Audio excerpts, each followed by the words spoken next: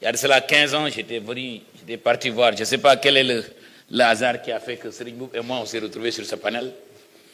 Je suis allé à Kaolack. J'ai investi dans une usine d'huile.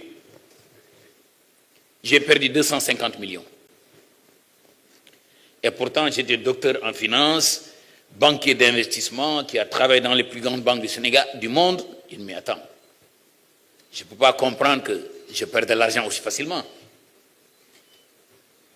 Si j'avais connu le bureau de business niveau, peut-être je n'aurais pas perdu 250 millions. 15 ans après, avec l'âge, je me suis dit, je veux revenir maintenant. J'ai plus de choix. J'ai eu la chance dès le départ de tomber sur le bureau de mise à niveau. Cette fois-ci, je me suis bien formalisé. Merci à l'APIX. J'ai avancé pendant 3 ans, où, comme M. Lam le dit, je n'ai pas vu de banquier. Mais peut-être j'avais 2 milliards de mes propres sous que je suis venu investir. La formalisation était extrêmement importante. Les gens ont évoqué un problème de ressources humaines. Aujourd'hui, j'ai la triste réalité de dire aux entreprises, aux industriels, vous allez malheureusement former les ressources humaines dont vous avez besoin. Et j'ai pris des étudiants qui n'ont jamais travaillé quelque part. Je les ai mis dans un processus d'interview que moi-même j'ai recruté. Et je les ai mis dans une académie interne. Et 12 mois après, j'ai pris une bonne dizaine. 4 ans après, ce sont ces étudiants qui n'ont jamais travaillé quelque part, qui sont les directeurs des usines.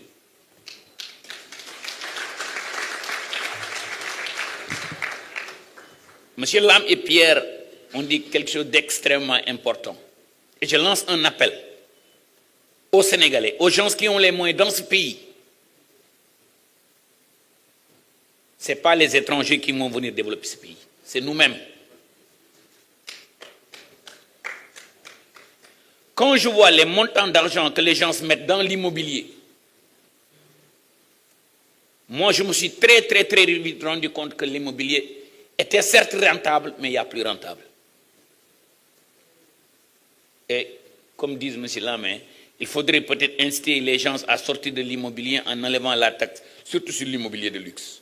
Donc je partage parfaitement le point de vue que le bureau de mise à niveau a un rôle à jouer pour le renforcement des capacités. Et peut-être le secteur privé devrait contribuer, mais l'État aussi devrait contribuer. Je lance aussi un appel au secteur privé sénégalais. Quand je vois l'énormité de ce que le gouvernement doit faire, nous ne pouvons pas le faire seuls. Nous avons besoin de ce secteur privé. En tout cas, au niveau de mon ministère, le ministère de l'Agriculture, de la Souveraineté alimentaire et de l'élevage, non seulement nous vous tendons les bras, mais rassurez-vous, je viendrai vers vous. J'ai déjà contacté le club des investisseurs, j'ai déjà contacté le CNES, j'ai déjà contacté Vic pour vous dire publiquement, ouvertement, nous vous tendons la main. Mais vous, secteur privé aussi, soyez un vrai secteur privé. Qu'est-ce que j'entends par un vrai secteur privé? Certes, l'État doit accompagner, mais vous devez être plus qu'acteur que spectateur.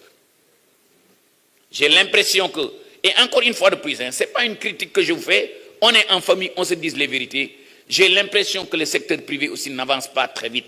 Vous devez aller très vite parce que les urgences sont là. En tout cas, utilisez notre ministère, le ministère de l'Agriculture, de la Souveraineté alimentaire et de l'élevage, comme une porte d'entrée.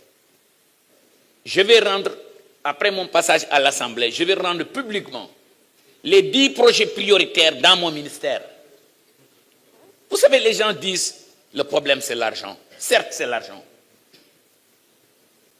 Mais tout industriel, tout homme d'affaires sénégalais va vous dire que, après les 3 premières années, si je suis rentable, il y a 50 000 banques qui sont devant ma porte. Monsieur Pierre, oui ou non?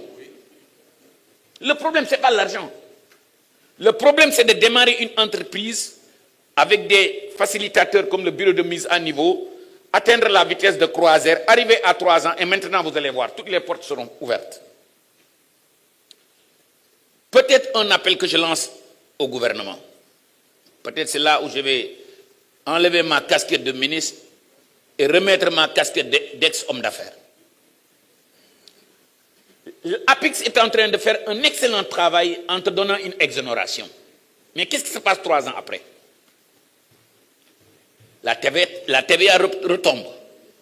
Quand la TVA retombe, c'est 18%, si je ne me trompe pas. Si tu commences à être rentable, l'impôt sur les bénéfices, c'est combien? C'est pas 32%? 30%. 30 plus 18, c'est combien? 48. C'est ce qui pousse les gens à tricher.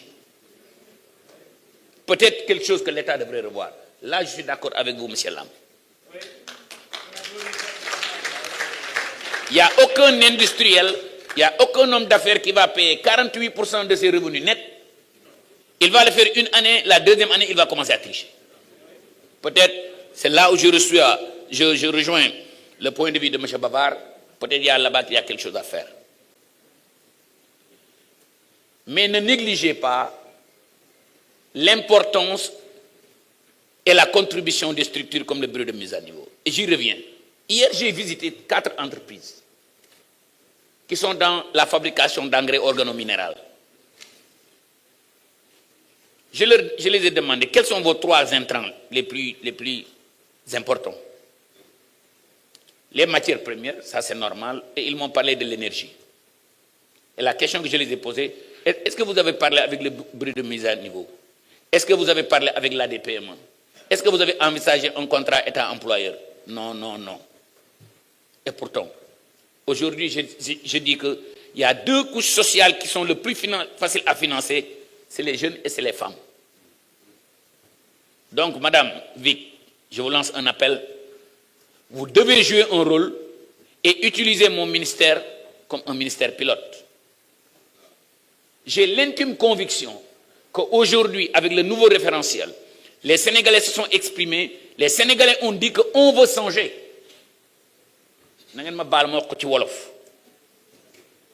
xam nga nit su si bureau nga koy jox Nivaquine ñaari Nivaquine wala ñetti Nivaquine yu njëkk yi dafay saf-sap waaye 3 jours après dina tane donc transition bi ñuy def du yomb ñun Sénégalais yëpp nax nañ ci jàpp dañu mës a wax naan dëkk bi da ngay toog muy dox wala xaalis dañ koy lijjanti teraanga bu ngeen bëggee mu sax dañuy waxante dëgg defar dëgg xam ne ndax jooni amul fenn des success stories comme Pierre, des success stories comme M. Lam, ils ont pris toute une vie pour bâtir ce qu'ils ont bâti. xale yi dama leen a bëgg gëmloo ne avenir u Sénégal fii la te avenir u Sénégal tey lañ koy tabax. En tout cas, je m'engage publiquement ñëw leen ministère de l'agriculture, de la souveraineté alimentaire et de l'élevage ñu lëkkaloo ak des structures comme le bureau de mise à niveau, ADPME, APIX et tout l'appareil gouvernemental pour faire marcher les choses.